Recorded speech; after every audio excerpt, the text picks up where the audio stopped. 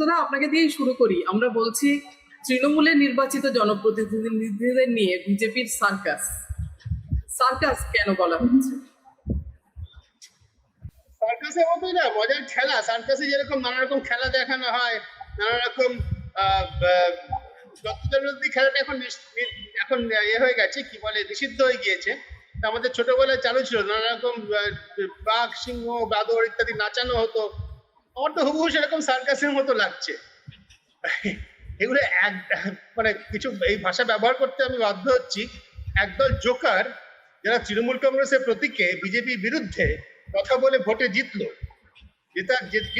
জেতার ঠিক পরেই বিধানসভার ক্ষেত্রে 1 মাসের মধ্যে, 1 মাস কেন, 1 মাসও যায়নি, কয়েকদিনের মধ্যে, লোকসভার ক্ষেত্রে 2 বছরের মধ্যে তারা গিয়ে নরেন্দ্র মোদীর নেতৃত্বে বিজেপির সমস্ত কর্মসূচিতে সামিল হবে বলে বলছেন। আমি তো গতকাল অনুষ্ঠানে প্রবঞ্চক বলেছি। প্রবঞ্চক, ঠকাচ্ছে লোককে। জালিয়াত হয় না, জালিয়াত হয়, জোচ্চোর হয়, সেই মানুষের সঙ্গে সেই জিনিস করা হচ্ছে। প্রত্যেকের রাজনৈতিক মত থাকতে পারে, মতাদর্শ বদলাতে পারে। নির্বাচিত জনপ্রতিনিধি আসনটি ছেড়ে দিয়ে তাদের নির্বাচনে আসা উচিত।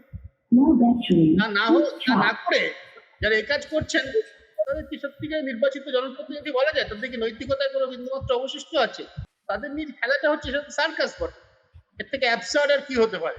এটাকে ওই কপিল সিবাল যে ভাষাতেই বলেছেন আর কি, অ্যাবসার্ড থিয়েটার অভিনীত হচ্ছে। এটা সার্কাস ছাড়া কি? আমার কাছে সার্কাস ছাড়া কিছুই না। হ্যাঁ, আমার কাছে এই জন্য সার্কাস ছাড়া কিছু নেই। এর মধ্যে বিন্দুমাত্র কোনো রাজনীতি নেই। কতগুলো মানুষ যারা মানুষের ভোটে জিতে এসেছেন, কিন্তু জিতে এসে মানুষের সঙ্গে তঞ্চকতা করছেন। তৃণমূল ভালো কি বিজেপি ভালো, কোন দল ভালো কোন দল মন্দ, এটা তো মানুষ বিচার করে ভোট দিয়েছেন। এরা প্রত্যেকে বিজেপিকে হারিয়ে নির্বাচিত হয়েছে বিধানসভায়, লোকসভায়। তারা যদি আজকে বলেন তারা বিজেপির সমস্ত নীতি অনুযায়ী কাজ করবেন, তাহলে তারা মানুষের সঙ্গে প্রবঞ্চনা করছেন। এই প্রবঞ্চকদের নিয়ে সার্কাস ছাড়া আর কি বলা যেতে পারে? নির্মলদার বক্তব্য সত্যি সত্যি শাসকের চোখ দিয়ে সবকিছু, এবং শাসকের চোখ দিয়ে এখন সমস্ত কিছুই।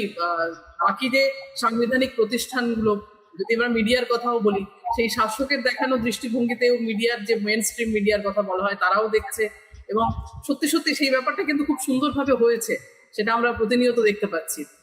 পশ্চিমবঙ্গের এই মুহূর্তে ছবিটা কি? ঠিক মানে বিরোধী শূন্য, প্রতিষ্ঠানকে প্রশ্ন করার মতো জায়গায় আর কেউ রইল না, একেবারে বিরোধী শূন্য একটা পরিস্থিতি। আমি তোমার সঙ্গে একেবারেই একমত নই সোফিয়া। প্রতিষ্ঠানকে প্রশ্ন করার জন্য অনেকে আছে। আমাদের মতো অজস্র সাংবাদিক রয়েছেন, কোটি কোটি জনতা রয়েছেন, মানুষ রয়েছে। প্রতিষ্ঠানকে তারা নিরন্তর প্রশ্ন করে যাচ্ছে, যে প্রশ্নের জবাব প্রতিষ্ঠানকে একদিন না একদিন দিতেই হবে। মানুষের ভোটে জিতে আসা কয়েকজন নির্বাচিত জনপ্রতিনিধি তারা যদি প্রবঞ্চক হন, তারা যদি মানুষের সঙ্গে তঞ্চকতা করেন, তার মানে এই নয় যে প্রতিষ্ঠানকে প্রশ্ন করা কেউ রইল না। আমি একেবারেই এটা বিশ্বাস করি। নির্মল্য যেটা বলছেন যে শাসকের দৃষ্টিভঙ্গি দিয়ে দেখতে হবে, সেটা উনি এই অর্থে বলছেন এখন কি ঘটছে সেটাকে একটা ব্যাখ্যা করার জন্য সেই দৃষ্টিভঙ্গি থেকে দেখতে হবে। আমি তো সেই দৃষ্টিভঙ্গি থেকে দেখতে অস্বীকার করছি। আমি শাসিতের দৃষ্টিভঙ্গি থেকে দেখছি, এবং দেখছি যে আমার প্রতি একটা ভয়ঙ্কর অন্যায় হচ্ছে। আমি ভোট দিয়েছিলাম বিজেপির নীতি আদর্শের বিরুদ্ধে। দুর্নীতিগ্রস্ত, স্বজন পোষণকারী, কণ্ঠ অব্দি দুর্নীতিতে দূরে থাকা একটা রাজনৈতিক দল তৃণমূল কংগ্রেস, তাকে আমি ভোট দিয়েছিলাম। আমি মানে যারা ভোট দিয়েছিলেন আর কি, বিজেপির বিরুদ্ধে। বিজেপি মানে তো শুধু চওড়া রাস্তা, সুন্দর হাইওয়ে আর বুলেট ট্রেন নয়। বিজেপি মানে রাম মন্দির ধ্বংস করাতে সমর্থন করা, উল্টো বললাম, বাবরি মসজিদ ধ্বংস করাকে সমর্থন করা, বাবরি মসজিদ ভেঙে রাম মন্দির নির্মাণকে সমর্থন করা। বিজেপি মানে দেশে এক শ্রেণীর নাগরিককে দ্বিতীয় শ্রেণীর নাগরিক হিসেবে গণ্য করা। এসব প্রশ্নে আমাদের এই নির্বাচিত সাংসদ বিধায়কদের মত কি, এ তো মানুষ জানতে চাইবে। আমি এবার একটু অন্য কথা বলি। সুতরাং আমি তোমার সঙ্গে একেবারেই একমত নই। নির্মল্য যেটা, গৌতমদা যে কথা বলেছেন তার সূত্র ধরে একটা কথা বলি। আমি সংবিধান ভুলে গেলাম, আমি খুব সরল যুক্তির কথা বলছি। তৃণমূলের সংসদীয় দলটা এনসিপিআই নামে একটা দলের সঙ্গে মিশে গেল। তো লোকসভার মধ্যে এনসিপিআই দলটা কোথায় ছিল? আছে নাকি কেউ? তার সঙ্গে মিশলো? শূন্যের সঙ্গে মেশা যায় নাকি? সেই জন্যই তো 23 সালে মহারাষ্ট্রের ঘটনার পরিপ্রেক্ষিতে সুপ্রিম কোর্ট এই রাজনৈতিক দলটাকে মিশতে হবে। এই যে বিরাট চাণক্য অমিত শাহ ইত্যাদি, সুদীপ বন্দ্যোপাধ্যায়, কাকলি ঘোষ দস্তি, তার বিরাট রাজনৈতিক মস্তিষ্ক, তাদের মস্তিষ্ক আরেকটু সচল হলে তার 3 মাস আগে একটা দল গঠন করে রাখতে পারতেন। ইলেকশন কমিশনের ওয়েবসাইটে গিয়ে আমাদের দর্শকরা, তাদের আমি বলছি, যে কেউ দেখতে পারেন। এমনকি গত 4 মে যখন এই 5 রাজ্যের মানে 4 রাজ্যের পন্ডিচেরি বিধানসভা নির্বাচনে ফলাফল বেরোলো, তারপর গত 40 দিনের মধ্যে 9টা নতুন রাজনৈতিক দল ইলেকশন কমিশনের কাছে রেজিস্ট্রি হয়েছে। এক নতুন দল করতে কি লাগে জানেন? ইলেকশন কমিশনের বিধি অনুযায়ী 10,000 টাকা লাগে, একটা অঙ্গীকার পত্র সই করতে হয়, তাতে অনেকগুলো ক্লজ আছে, যেমন দলের মধ্যে কোনো জাত ধর্মের ব্যাপার থাকবে না, দল ভারতীয় সংবিধান মেনে চলবে ইত্যাদি, দলের একটা গণতান্ত্রিক কাঠামো থাকবে। এগুলো সবাই হ্যাঁ হ্যাঁ হ্যাঁ টিক মেরে দিলেই হলো। 10,000 টাকা দিতে হয়, একটা আবেদন করতে হয়। 1 মাসের মধ্যে কেউ প্রতিবাদ জানানোর সুযোগ থাকে, আপত্তি করার সুযোগ থাকে। কেউ যদি আপত্তি না করে সে দল রেজিস্টার্ড হয়ে গেল, রেজিস্টার্ড আনরেকগনাইজড পলিটিক্যাল পার্টি হয়ে গেল।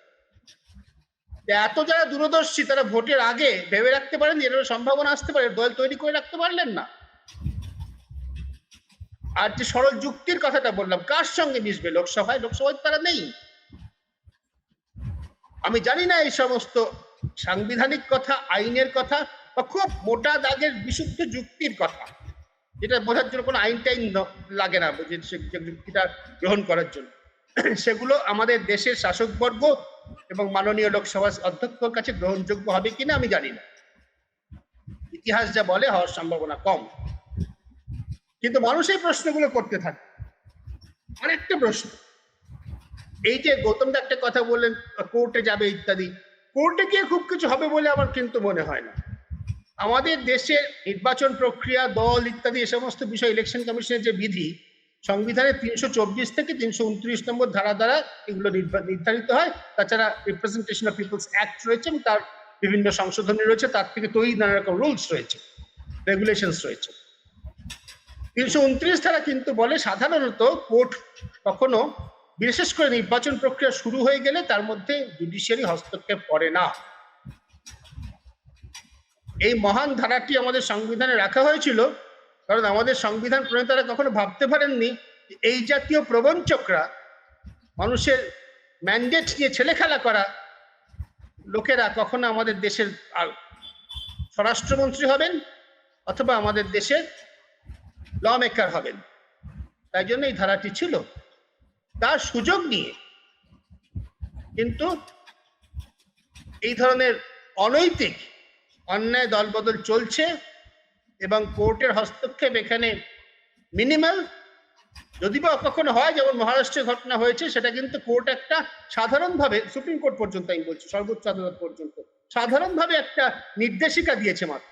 কিন্তু ঘটে যাওয়া ঘটনাকে আন্ডু করা, যেভাবে স্পিকার নির্বাচন হয়েছে সেটাকে অন্যায় বলেছে, কিন্তু নির্বাচিত স্পিকারকে সরায়নি কখনো সুপ্রিম কোর্ট। সুতরাং এক্ষেত্রেও সুপ্রিম কোর্টে গিয়ে কোনো ফয়সালা হবে বলে কিন্তু আমি মনে করি না সোফিয়া। আমি মনে করি, আবারও বলছি, এটা একটা বিরাট বড় তঞ্চকতা হচ্ছে মানুষের সঙ্গে, এর জবাব শেষ পর্যন্ত মানুষকে দিতে হবে। আর তুমি যে কথাটা বলেছিলে, সে আবার শেষ করবো তোমার সেই উত্তরটা দিয়ে। না, প্রশ্ন করার কেউ নেই, একেবারেই নয়। আবারও বলছি, প্রশ্ন করা অনেক মানুষ আছে, প্রশ্ন উঠবে। এই যে যেটা গৌতম দা বললেন যে নির্বাচিত জনপ্রতিনিধি ইউসুফ পাঠান, তার ভোটের প্রচারে বলা হলো কেন হিন্দু অধীর চৌধুরীকে ভোট দেবে, মুসলমান প্রার্থী আসছে, মুসলমানকে ভোট দেবে। সেই ইউসুফ পাঠান ওখানে গেলে কাদের থেকে সংবর্ধনা পাবে? তৃণমূল কংগ্রেসের থেকে না বিজেপির থেকে?